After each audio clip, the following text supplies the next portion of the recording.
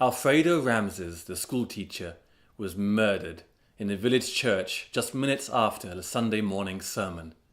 He collapsed to the floor after taking a few steps down the aisle, never to move again. So who done it?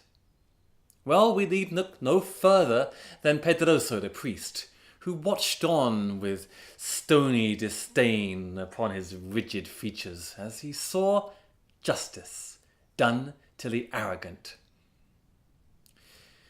In a village where the farmers were so illiterate that they didn't quite understand why the occasional coins they planted never grew up into money trees, the priest and the teacher were the only authorities they had, men of knowledge and faith. And when the two of them had clashed in public in furious debates, everyone always gathered around, hanging on to every single word they said as they traded arguments from side to side, and not understanding a thing.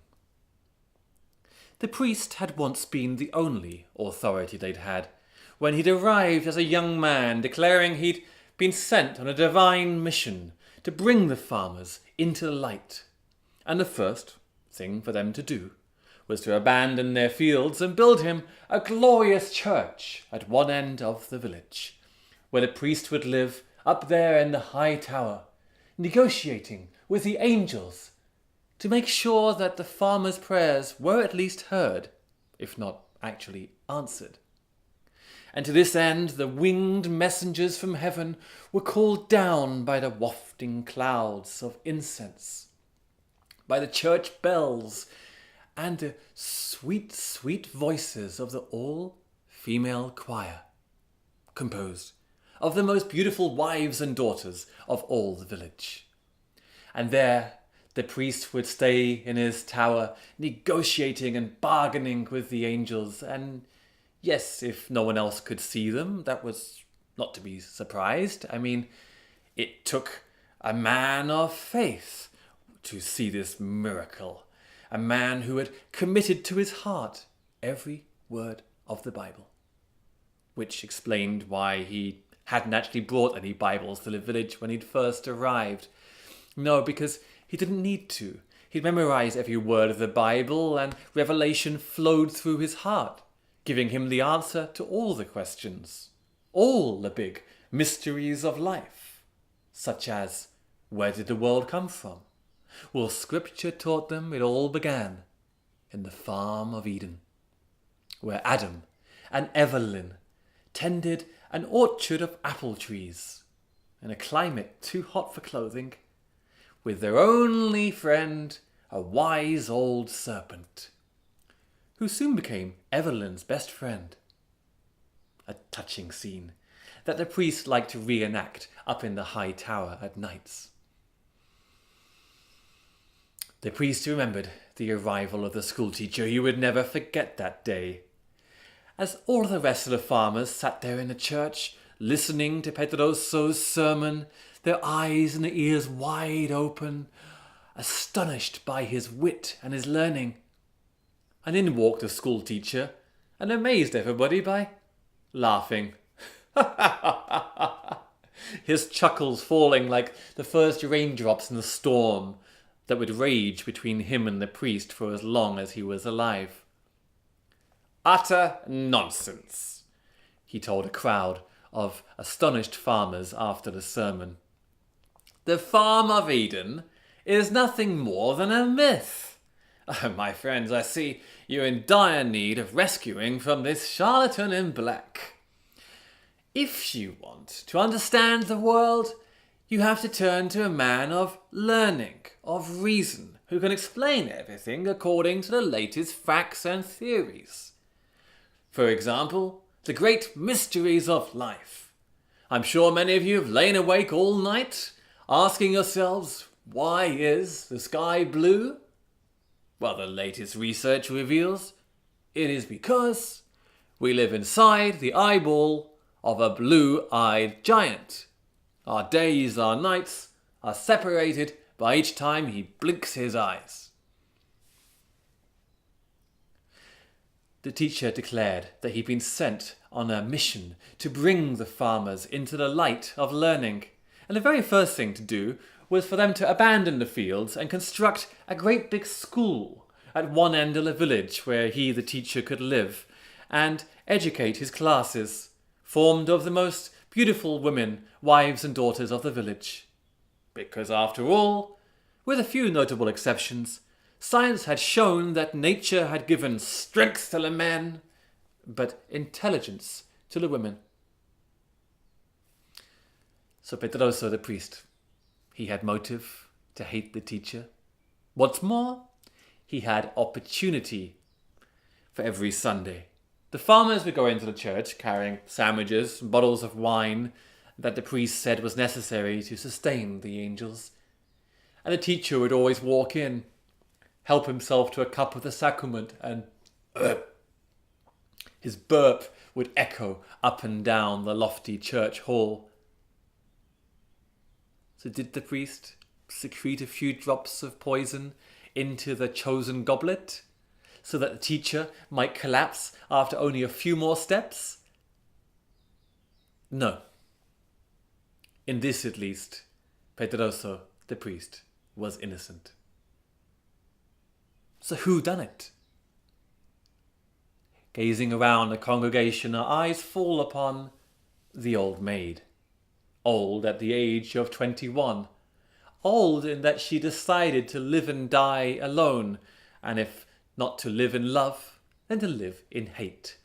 In hate of the school teacher. Though she didn't even look in his direction as he collapsed in the aisle, even though her head rose far above the others sat on the pews, instead concentrating upon her knitting and not missing a single stitch. Her heart was like a rotten piece of fruit, and her hatred was knitted tightly around it, though her heart had once been a fresh bloom of adoration. When the teacher had arrived in the village, and at last provided an alternative to that rotten old priest, who in any case had vowed never to marry for more than a single night. Oh, how she longed to be carried up high in the air, high up on the teacher's shoulders, high above her humble origins. And to this end she enrolled in the school, and she absorbed every word he said like it was the air that she breathed. Her mouth and eyes so wide open as she strained not to miss a word or gesture he said, that her eyes began to bulge slightly out of their sockets, and she developed a drool. And she raised her arm and her head far above the rest of the class in her anxiety to answer his questions, so that her body began to distend and distort. So pretty soon she was hitting her head on doorways, and her fingers would trail along the ground. The teacher, though he had initially been flattered by her attention, grew more and more repulsed, until in the end even the sight of her deformed shadow filled him with dread and revulsion. And so the old maid, finding herself excluded and ignored, did her disappointment turn to hatred, a murderous hatred at that? Her love fermenting into hate? Did she then take one of her knitting needles, sharpen it by candlelight, sharpen it to such a file point that sitting there in the church that Sunday, she could send it right through the teacher's throat, denying him the opportunity to say another word again, wise and learned or not? No, she might have liked to. But with the teacher dead, she would have had nobody else to hate, and what else did she live for? So who done it? Well, look, rather than go around the church one by one and ask ourselves who had a motive, that would be like standing in the middle of a forest and looking for trees. Because the teacher was hated, he was loathed, he was dreaded by everybody. Before the teacher had arrived in the village, the farmers had not known they were simple when they could be sophisticated. They had not known they were stupid when others were smart. They had not known they were living in a dark valley of ignorance, which only the teacher with his torch of learning and knowledge could enlighten. Okay, in the beginning they were rather awed by his explanations. This man who seemed to have the answer to everything. He, for example, who could explain why the distant seas were said to be salty. Well, it was quite simple. There's a heartbroken angel sat at the bottom, and she's crying out her eyes for all of eternity, having fallen disastrously in love with a beautiful little caterpillar that cruelly turned into a horrid little butterfly. Or he who could explain why the birds flew south in the winter. There is a powerful magician, and he sends the birds north every year to gather the insects he needs for their magic potions. But he has an invisible piece of string tied to their feet, and come winter, he pulls them back home.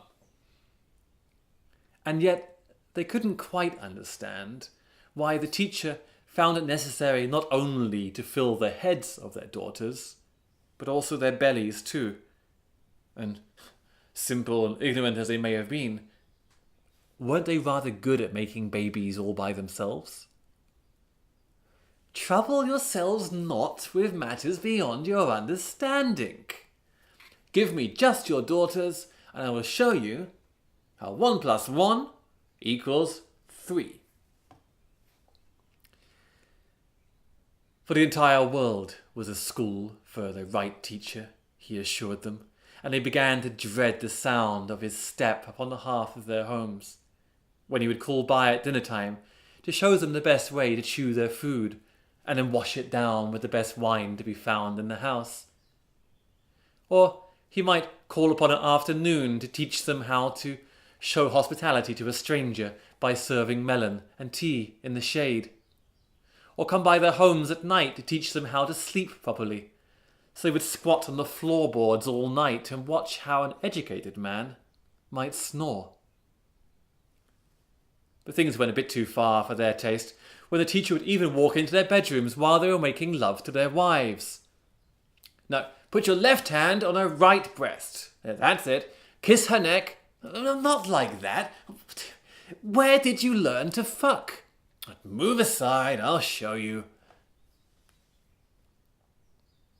Had the farmers known that the slow burning coals of their hatred, united, could have ignited into a furious blaze to reduce the teacher to a pile of ashes, well, they might have taken matters into their own hands long before that fateful Sunday. As it was, they remained in the islands of their hatred alone. Too humble to voice their anger, too impotent to strike down the tyrant. But you can be sure, as the teacher walked into the church that Sunday, hundreds of pairs of murderous eyes followed him, wishing that his lungs might collapse, that his heart might explode, so blood would burst out of his eyes and drown him through his nose and mouth. And if looks can kill, well, can they? Please. The death of Alfredo Ramses, a schoolteacher, cannot be laid at the feet of the priest or the old maid or anybody else gathered there. So who done it? Well, only the single greatest killer of all time, who has killed men and women and children beyond count, the one who snuffs out our lives like a candle in a glass of water and plucks us off this mortal coil with all the grace of flies killed in summertime. One who makes saints out of serial killers, who turns genocides into tea parties, the one who kills us without any hesitation or any mercy, one who has killed not just hundreds or thousands or millions, but billions and will kill billions more. Who done it? None other than God himself.